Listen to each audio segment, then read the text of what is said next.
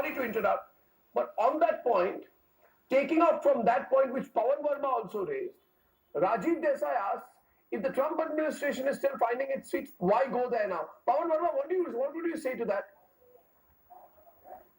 Rajiv Desai says, why go there now if they've not found that? I would say that Prime Minister, with great respect, I disagree with Mr. Rajiv Desai because countries act out of their national self-interest.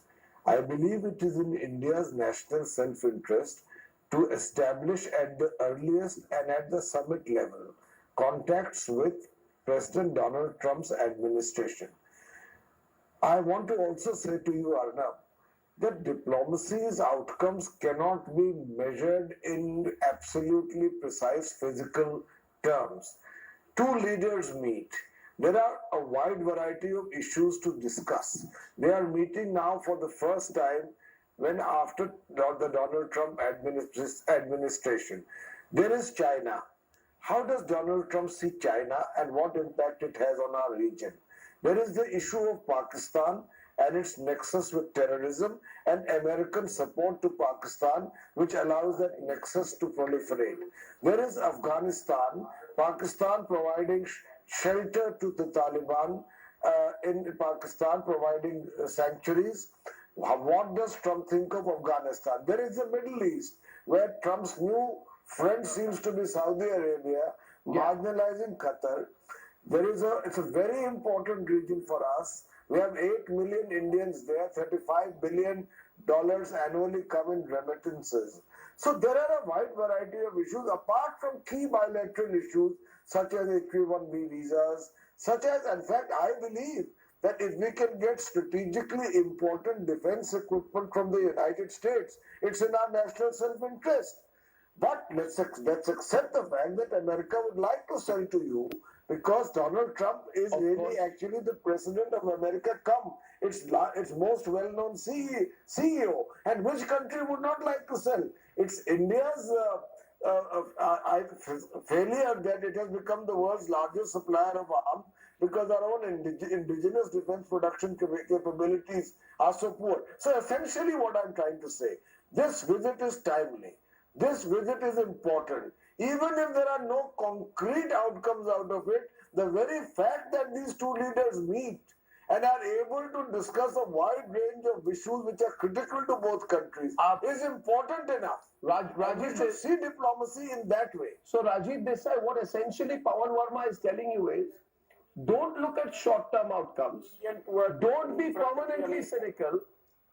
Right, and don't question the timing. Don't question the timing. Don't be so circumspect. And what he's also trying to say to you was at the UN. I was reporting for the Chicago Tribune. So please don't patronize me like that. Please don't patronize me. No, I'm not patronizing you. As much as anybody else. I'm not patronizing you. My only take was no, please listen to me. What my I'm only saying take was, as Pawan will recognize, that somebody has to make the first move to initiate a visit like that. And for you to get a hearing, even for that first phone call or the first contact, when you tell people that I'm buying a whole bunch of weapons, they listen to you. That's all I'm saying. It's a very pragmatic thing. Now, what comes out of it is we don't know. South Asia review exercise. Someone says, right? We can push it along. These things take time to evolve. We don't know what will come out of it.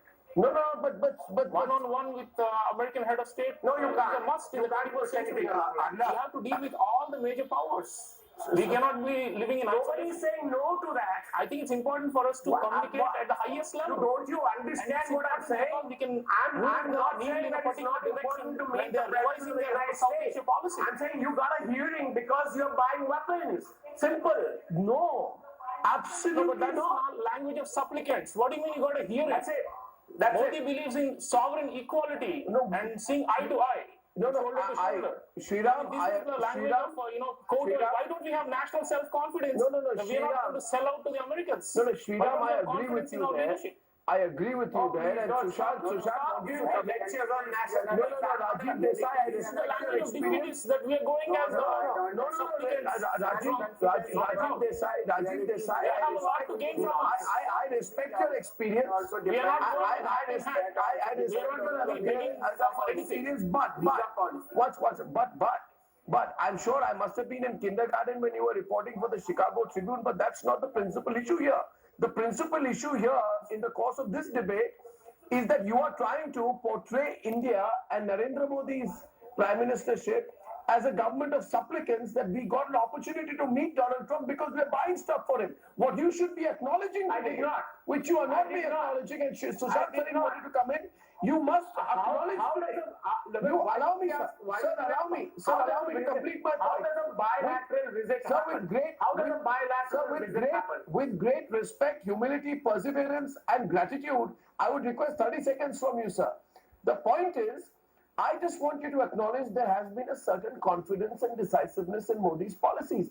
He is the only prime minister to call out the atrocities in Balochistan, POK, Gilgit openly. He is the first prime minister to visit Nepal, Australia after shocking gap of 28 years. First prime minister to go to Fiji, Seychelles. He has strengthened bilateral ties. He seemed to be uncompromising.